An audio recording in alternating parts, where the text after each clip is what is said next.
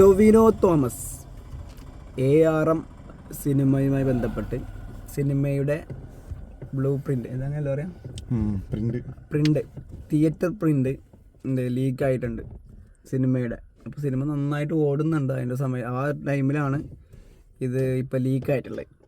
അത് ലീക്ക് ആയ സമയത്തും ടൊവിനോയുടെ ഒരു സ്റ്റേറ്റ്മെൻറ്റ് വന്നിട്ടുണ്ട്. എന്താ പറഞ്ഞത്? അതിനെക്കുറിച്ച് ഇതന്നെ പറയണത്. അവിടെ പറയുന്ന പ്രധാന കാരണം എന്താ വെച്ച് കഴിഞ്ഞാൽ അതിന് മുമ്പ് ഒരു കാര്യം പറയാറുണ്ട്.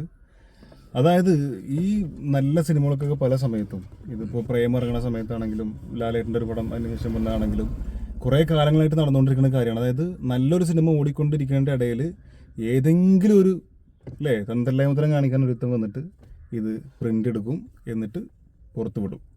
അതായത് ARM ടീം എന്ത് വെച്ചാൽ ആദ്യം ഒരാൾ ഇങ്ങനൊരു പടം കണ്ടിട്ട് അതായത് അയാളുടെ വീട്ടിൽ TV ആയിട്ട് കണക്ട് ചെയ്തിട്ട് പുള്ളിക്കാരൻ ഇരുന്ന് കാണുക, അതിൻ്റെ വീഡിയോ എടുത്തിട്ട് സ്റ്റാറ്റസ് ഇട്ടേക്കണത് സോഷ്യൽ മീഡിയയിലൊക്കെ പരത്തിയിട്ടുണ്ട്. എന്നിട്ട് താങ്ക് യു സോ മച്ച് എന്ന് പറഞ്ഞാണ്ട് ജിതിൻ ലാൽ ഇതിൻ്റെ ഇട്ടിട്ടുണ്ട്, ഡയറക്ടർ. അതിനുശേഷമാണ് ഇതിൻ്റെ ഒരു സ്റ്റേറ്റ്മെൻ്റ് ആയിട്ട് ഒരു മാധ്യമങ്ങൾ ചോദിക്കുന്ന സമയത്ത് മറുപടി ആയിട്ടാണ് ഇയാൾ പറഞ്ഞത്, നമ്മുടെ ടൊവിനോ പറഞ്ഞത്. എന്താ പറഞ്ഞു വെച്ച് കഴിഞ്ഞാൽ വളരെ സ്റ്റഡി ആയിട്ടാണ് ഈ വീഡിയോ എടുത്തിട്ടുള്ളത്.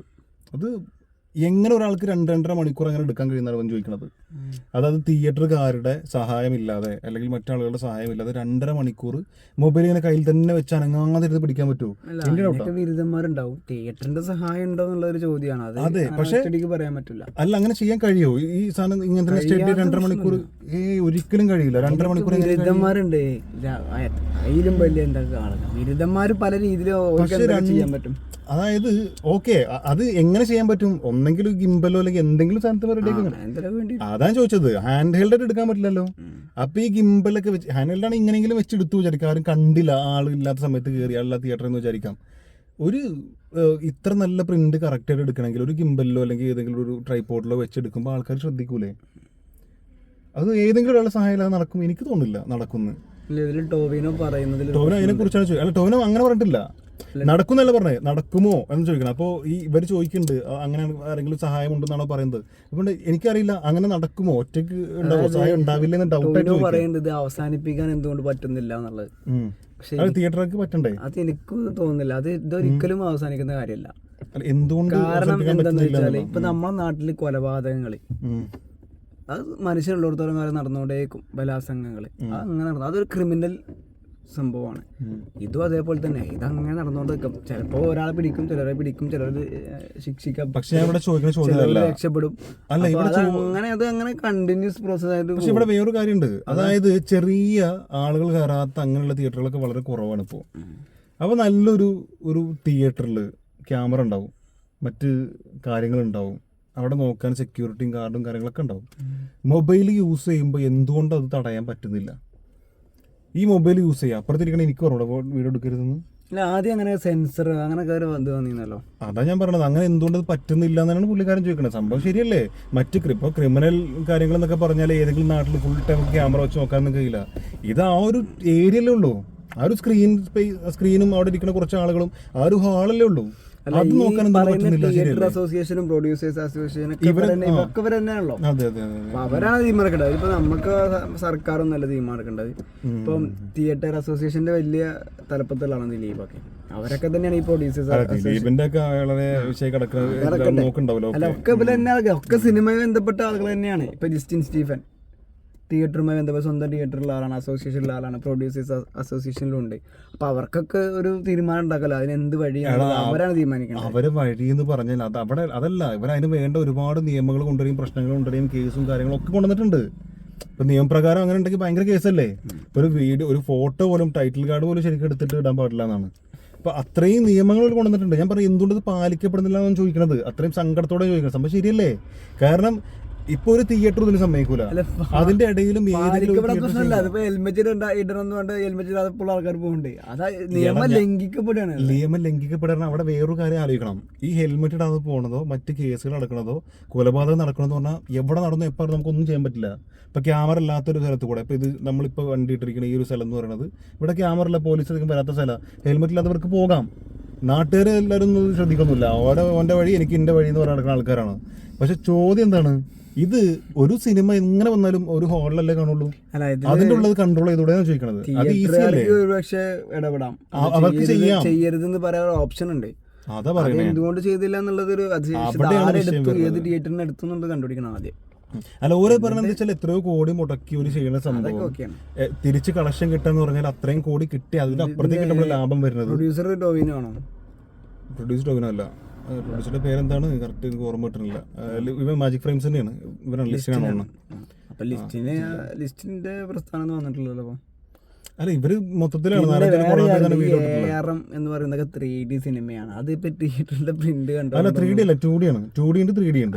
2D എടുത്തതിന് ശേഷം 3Dയിലേക്ക് ആക്കുക. തിയേറ്റർ പ്രിന്റ് ഒക്കെ എടുത്തിട്ട് ഫോൺ കണ്ടിട്ട് എന്ത് ഫീലിങ്സ് ആണ്. അല്ല, അതുണ്ട്, അതായത് അതൊക്കെ ഇപ്പൊ കൂടുതൽ ഇപ്പൊ ആരൊക്കെ എന്തൊക്കെ പറയാലും തിയേറ്ററിൽ പോയി ഒരു പടം കാണാന്ന് വിചാരിക്കുന്ന ആള് തിയേറ്ററിൽ തന്നെ. വേറെ കാര്യം, അതുണ്ട്, ഈ പ്രിന്റ് കാണുന്നത് കൂടുതലും തിയേറ്ററിൽ പോകാൻ പറ്റാത്ത ആളുകളാണ്. താല്പര്യമില്ലാത്ത ആളുകൾ, പല കാരണങ്ങൾ പോവാൻ പറ്റാത്ത ആളുകളെ, അങ്ങനെ ആളുകളാണ് ഈ ഇത് കാണാം. ഇപ്പൊ എന്നെ സംബന്ധിച്ചിടത്തോളം ചില പ്രിന്റ് കിട്ടുമ്പോൾ അതില്ല, ഞാൻ ഫോണിൽ വെച്ചാലും കാണൂല, അത് തിയേറ്ററിൽ കാണും. പക്ഷെ ഇത് തിയേറ്ററിൽ പോകേണ്ട കാര്യമില്ല എന്ന് മൈൻഡിൽ വരുമ്പോഴും നമ്മളത് എടുത്ത് കാണുള്ളൂ. അതെ അതെ, അത് മാത്രമല്ല നമുക്ക് ചില സിനിമകൾ കണ്ടു കഴിഞ്ഞാൽ ട്രെയിലർ പറയുന്നത് പോലെ ഒരു പ്രൊഡ്യൂസേഴ്സിന് ഉണ്ടാകുന്ന ഒരു മനോവേശം ചെയ്യുന്നത് ചെറ്റതരാണ്, വളരെ മോശം പരിപാടി. ഇതിന്റെ ഒരു കൺസേൺ ആണ് ഇവര് പറയുന്നത്. കുറ്റം പറയാൻ പറ്റില്ല.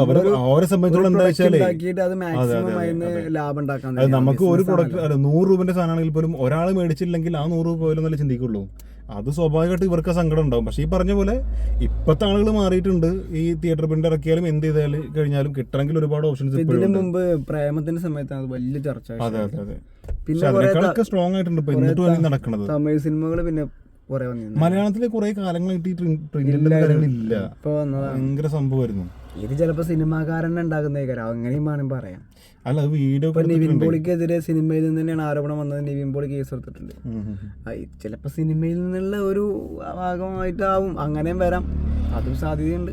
അറിയില്ല, എന്ത് ചെയ്താലും വളരെ മോശം പരിപാടിയാണ്. ആര് ചെയ്താലും ഒരിക്കലും ചെയ്യരുത്. അങ്ങനെയൊന്നും കാണാൻ താല്പര്യമില്ലെങ്കിൽ കാണണ്ട, ഇല്ലെങ്കിൽ OTT വരാൻ വെയിറ്റ് ചെയ്യുക.